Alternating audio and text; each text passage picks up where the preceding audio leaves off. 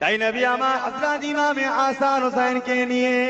যখনই আদর করতেন, নবী বা এত কাঁদতেন, এত চোখের পানি ফেলতে, হযরত ইমামে হাসান হোসেন রাসূলুল্লাহ নূরের চোখের পানিতে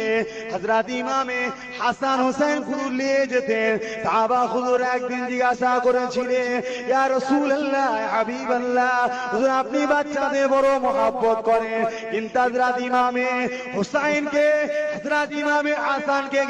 আপনি যখন ভালোবাসে, আপনার মহব্বত, আপনার ভালোবাসাটা এত গভীর হয়ে যায়, আপনার চোখের পানি পড়তে পড়তে পড়তে পড়তে হযরত ইমামে হাসান হোসেনের পুরো শরীরটা লেগে যায়। ইয়া রাসূলুল্লাহ, হাবিবাল্লাহ, হুজুরের কারণটা কি? আল্লাহ নবী বলেছিলেন, এ আমার সাহাবারা, আমার এই কলিজা টুকরো দুটোকে, ইমামে হাসান হোসেনকে আমার উম্মতের মধ্যে থেকে এক শ্রেণীর উম্মতিরা এত অত্যাচার করবে, এত জুলুম করবে, আমার হুসাইনকে এত নির্মমভাবে হত্যা করবে, আমার হুসাইন সহ্য করতে পারবে কি আমি আসল জানি না।